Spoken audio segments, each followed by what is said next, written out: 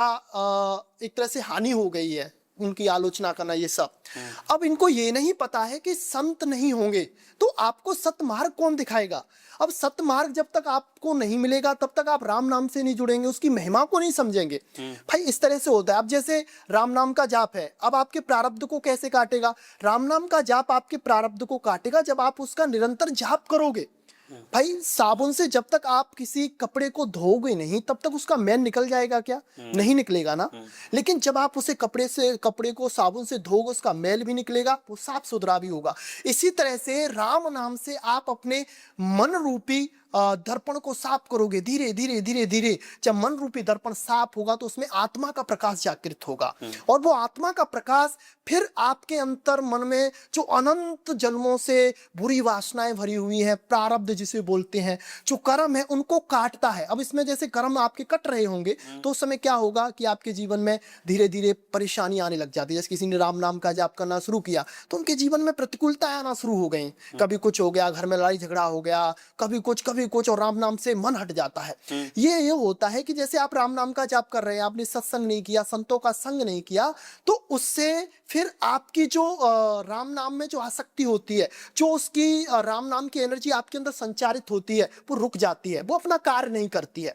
और जब आप संतों से भी जुड़ते हैं, राम नाम का जाप भी करते हैं, तो आपका मन धीरे धीरे साफ होकर फिर आपके प्रारब्ध कर्मों को कटते हैं। अब मान के चलो आपके मन में बहुत सारे विचार भरे हुए हैं, बहुत सारे, तो वो विचार आ कहां से रहे हैं भाई? वो कहीं ना कहीं किसी ना किसी जन्म में आपने वो कर्म किए हुए हैं जो आपको इस जन्म में आपके मन में उनके विचार भरे हुए हैं।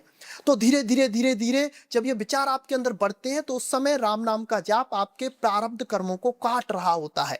और हम लोग समझते हैं कि ये राम नाम के जाप से हुआ है, लेकिन होता नहीं है ऐसा। इसका होता उल्टा है कि आपके प्रारब्ध कर्म कट रहे होते हैं। अब रही जैसे किस्मत बदलने की बात, अब देखो कितने सारे संत, तुलसीदास जी महाराज को ले लीजिए भाई, उनकी जब शादी हो गई थी तो वो बिल्कुल अपनी पत्नी में आसक्त हो गए थे, लेकिन जब उनको उनकी पत्नी द्वारा ही सद्मार्ग दिखाया गया और फिर उनको राम नाम से जोड़ा गया तो वो जगत में पूज्य हो गए।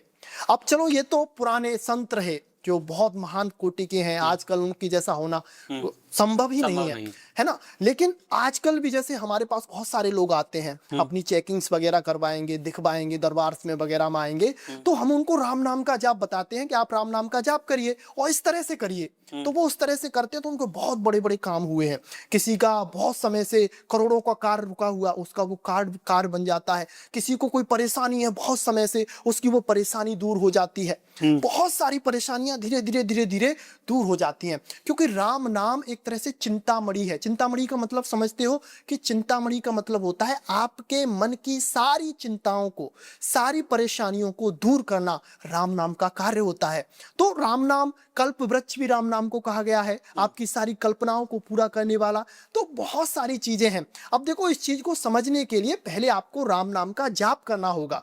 अब मान के चलो आपको मैं गुड़ दूं और यहाँ पे रख दूं, आपसे कहूं इसका स्वाद कैसा है, क्या आप बता पाओगे कि इसका स्वाद कैसा है? नहीं बता पाओगे भाई।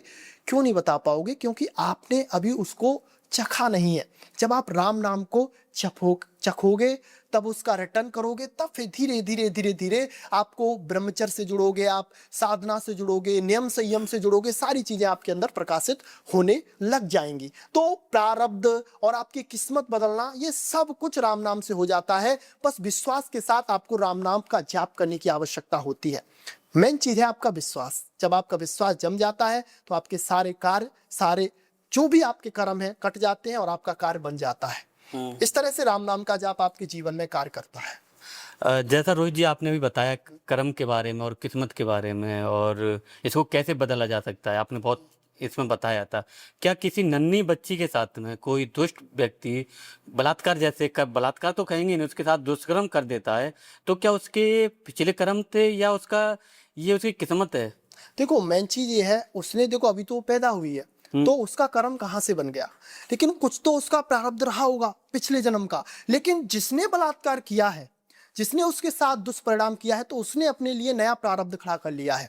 उसका भोग उसे भोगना पड़ता ही पड़ता है। अब जैसे नन्ही सी बच्ची है, आप कह रहे हो कि उसका ये प्रारब्ध था, क्या था, नहीं, हम इसे इस तरह से नहीं कहेंगे। हम ये कहेंगे कि उसका इस जन्म का नहीं, प्रारब्ध पीछे से उसका चला आ रहा है, ना जाने कितने जन्मों से उसने उसके साथ कभी कुछ गलत किया होगा, तो उसने इस जन्म में आके उसके कर्म के रूप में समझ लिए, किसी भी तरह से समझ लीजिए, बलात्कार के रूप में या किसी भी तरह से उसके साथ उसने कुछ दुष्कर्म किया, तो उसका वो प्रारब्ध माना जाएगा, ना कि इस जन्म का वो कर्म माना जाएगा।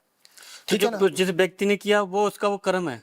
देखो, जो व्यक्ति कर रहा है तो उसका तो वो कर्म बन रहा है, नया प्रारब्ध बन रहा है। मान के चलो, अगर आज आप पुण्य कर रहे हो तो आपका वो पुण्य बन रहा है, वो आगे जाके आपको फल देगा। अब जैसे उस व्यक्ति ने उसके साथ दुष्कर्म किया है ना, अब आप देखते होंगे, आप भी समझिए इस चीज को कि आप कोई कार्य कर रहे हैं और आपने कोई गलत कार्य किया, उसके ठीक बाद आपके मन में एक गिल्टी फील होता है कि मैंने ये गलत कर क्यों दिया, मुझे ये ऐसा नहीं करना चाहिए था, लेकिन आप उसे सुन नहीं पाते हो क्योंकि वो आत्मा की आवाज होती है, और उस समय उसके अंदर भी ये भाव जागृत हुआ होगा, लेकिन उसने सुना नहीं, तो उसका वो प्रारब्ध बन गया। तो आगे चलकर फिर यही लोग तो हैं जो अकाल मृत्यु में जाते हैं, जहर खाएंगे, फांसी लगाएंगे। कौन होते हैं? उनके इसी जन्म के वो भीषण पाप होते हैं, जो उनको दंड स्वरूप, जैसे उनकी बुद्धि खराब हो गई तो जहर खा लिया, फांसी लगा ली, है ना, बिजली से मर गए, यानी कि खुदकुशी करना, तो वो इसी जन्म के कर्म से कोई भीषण कर्म होता है, उसका दंड उनको मिलता है। और जो बच्ची का कर्म रहेगा वो पिछले जन्म का रहेगा, वो इस जन्म का नहीं माना जाएगा।